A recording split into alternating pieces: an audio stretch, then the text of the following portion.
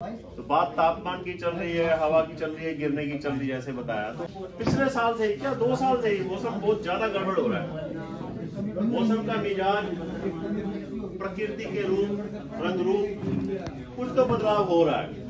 कहाँ बदलाव हो रहा है? प्रशांत महासागर में। उसका असर हमारे ऊपर पड़ेगा। इस साल गर्मियों में और ज्यादा गर्मी पड़ेगी। सारा खेल जो है ला नीनो और अल नीनो का है। अल नीनो के कारण कम बारिश होती है हमारे इंडिया में, वो उसकी इस बार संभावना व्यक्त की जा रही है। आपको ध्यान हो, पिछले साल जब गेहूं जो है गाभे में थी, जनवरी के महीना था, खूब बारिश हुई थी। आलू के खेतों में पानी भर गया था, आलू की पैदावार कम हुई थी, आलू का रेट तेज था। इस साल आलू का रेट, प्याज का रेट, गोभी का रेट डाउन चल रहा है। पिछले साल 7-8 मार्च तक टेम्परेचर 30 डिग्री के करीब था, टप कर गया था, 35 से ऊपर चला गया था, 35 चला गया था। तो हम कहते हैं ना, हवा निकल गई थी तो दाना छोटा रह गया था, पिचक गया था, जीरा भी हो गया था। 30% तक, 17-18 तक, 12 क्विंटल तक भी पैदावार हुई थी लोगों। कुछ ऐसे लोग भी मैं जानता हूँ जिनकी 20 से ऊपर भी हुई थी और 23 क्विंटल प्रति एकड़ तक पिछले साल पैदावार हुई थी। हम क्या कर सकते हैं इस सिचुएशन में, वो भी बात करूंगा। फरवरी में इस साल 122 साल का रिकॉर्ड टूट गया है। गर्मी ज्यादा हुई है, गर्मी होती नहीं है फरवरी में। क्या हुआ, हमारी गेहूं की फसल में जो फर्टिलाइजेशन हो रही थी, फूल गिर रहा था, प्रजनन हो रहा था, तापमान बढ़ गया। मार्च, अप्रैल, मई में भी तापमान बढ़ने की आशंका है, सबको पता है। किस किस फसल के ऊपर फर्क पड़ेगा? गेहूं के ऊपर फर्क पड़ेगा, सरसों के ऊपर फर्क पड़ेगा, चने के ऊपर पड़ेगा, सब्जी के ऊपर पड़ेगा। हॉर्टिकल्चर की टीम भी आई है आज, फलों के ऊपर भी पड़ेगा। एग्रीकल्चर यूनिवर्सिटीज HAU ने ग्रुप में भी डाला है कि क्या एडवाइजरी जारी किया है भी हल्की सिंचाई करते रहो, लेकिन जब हवा ना चल रही हो। आज मैं अब खेत में होके आया हूँ, हवा नहीं चल रही। 1 किले में मैंने 5-5 क्यारे बना रखे हैं, फिर भी गिर रही है क्योंकि वजन आ गया ऊपर। हल्की नमी बना के रखनी पड़ेगी, यही बचाव है। जब हम पानी देते हैं खेतों में, देखो जी, आज इसके ऊपर भी डिस्कस होगा कि कब तक पानी देना है। कुछ भाई लोग यूं नहीं कि पानी लगाते रहो काम चल नहीं, ऐसे नहीं होगा। कब तक पानी देना है? ज्यादा पानी देने से पैदावार कम भी होती है, ये मैं आप सबको क्लियर कर दूं।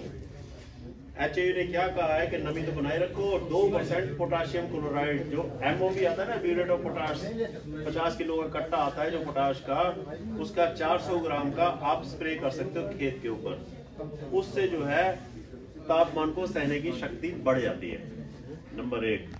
पंजाब एग्रीकल्चर यूनिवर्सिटी क्या रिकमेंडेशन है? उनकी रिकमेंडेशन है पोटाशियम नाइट्रेट की, जो NPK 13045 होता है, वो 2 किलो का आप स्प्रे करो खेतों के ऊपर। जो पछेती है, हमारी कणक जिसके अभी सिट्टे निकल रहे हैं, उसके ऊपर आप 2 बार भी स्प्रे कर सकते हो। इससे तापमान से बचने के 2-3 एक और सैलिसाइक्लिक एसिड भी उन्होंने रिकमेंड किया हुआ है पंजाब एग्रीकल्चर यूनिवर्सिटी ने, लेकिन वो केमिस्ट से मिलता है, वो पंगे वाला काम है। पोटाशियम स्प्रे से फायदा होगा, नमी बना के रखनी है। अल नीनो का असर जो है ना, देश की अर्थव्यवस्था पर भी पड़ेगा। कैसे पड़ेगा?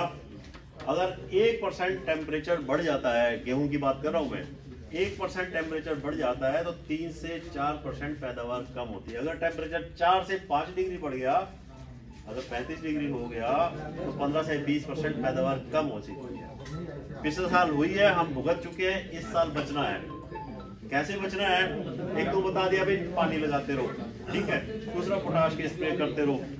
वैसे एक कंडीशन और होती है, इंडियन ओशियन डाइपोल बोलते हैं जिसको, ये मौसम विभाग की टर्म्स हैं। हमारा जो हिंद महासागर है, हमारे भारत के साथ का जो समुद्र है, वहां के तापमान का भी कुछ इफेक्ट होता है हमारे मानसून के ऊपर। तो चांस है कि वो कुछ अल नीनो में कमी ला सकता है। हो सकता है बारिशें ठीक हो जाए, अप्रैल में सिचुएशन क्लियर हो जाएगी, ज्यादा पैनिक करने की जरूरत नहीं। पानी कब तक लगाना है खेतों में? आपने पानी कब तक लगाना है? अगर आपकी जमीन है भारी, चिकनी मिट्टी है, उखाड़ के देखोगे तो ये मिट्टी इसके साथ लग के आ रही है, गीली मिट्टी है, तो पानी लगाने की जरूरत नहीं है। इस सिचुएशन में जब आपका दूध भर गया है, पूरे दाने में दूध भर गया है, अगर जमीन थोड़ी सी हल्की है, पौधा इसीलिए लाया हूँ, जब आपका सिट्टा थोड़ी सी पीली छाल मारने लग जाए, सिट्टा थोड़ा ध्यान देना जी, सिट्टा जब थोड़ा सा पीली छाल मारने लग जाएगा, वैसे इसकी जो आंस होती है, मुच्छे होती है, सबसे पहले यही पीली होती है। आंस को पीला देख के नहीं रुकना, सिट्टा पीली, सारा का सारा सिट्टा हल्की सी पीली झाल मारने लग गए, दूध पूरा भर जाए, थोड़ी सी टाइट हो जाए दाना, उसके बाद पानी नहीं लगाना है। उसके बाद पानी लगाओगे, कहीं आपको भी गर्मी बढ़ गई है, पानी में पानी ठोक के जाओ। ये पौधे लाने का मेरा मकसद यही था कि भाई ये जब पीली झाल पड़ोसी के खेत से लाया हूँ, जब सिट्टा हल्का सा पीली झाल मारने लग जाए उसके बाद पानी नहीं लगाना। रेतली जमीन है, पछेती कणक है, सिट्टे अभी निकल रहे हैं, तो 10 अप्रैल तक पानी लगा सकते हो। 10 अप्रैल पछेती हाँ, दिसंबर में बिजाई की है, नहीं जो आपने दिसंबर में बिजाई की है, 10 अप्रैल तक पानी लगा सकते हो। एक और बात ध्यान देनी है, जो पछेती है, टाइम की बात नहीं कर रहा, जो पछेती कणक है उसको पानी 2 हफ्ते के अंतराल पर लगाना है। अब वो 20 दिन वाली कहानी खत्म हो गई, टेम्परेचर बढ़ रहा है, बचा के रखना है। फिर बाद में क्या होता है, शुरू में तो सिट्टा जो है ना, नीचे वाले पत्ते भी काम आते हैं, बाद में नीचे वाले पत्ते सूखते जाएंगे, सिर्फ एक झंडा पत्ता बचेगा। ये सिट्टे के साथ वाला जो पत्ता होता है ना, सबको पता है ये झंडा पत्ता होता है, तो झंडा पत्ता हरा रहना चाहिए। ये पैदावार पूरी नहीं देगा, ये वाला जो है इसका झंडा पत्ता ही खराब हो गया है। भरपूर पैदावार लेने के लिए ये जो झंडा पत्ता है, ये जो आखिरी ये जो झंडा पत्ता है, इसको हरा रखना है। खराब कहाँ होता है, जब हम फंजीसाइड का, इंसेक्टिसाइड का और फर्टिलाइजर का स्प्रे इकट्ठा मिला के कर देते हैं।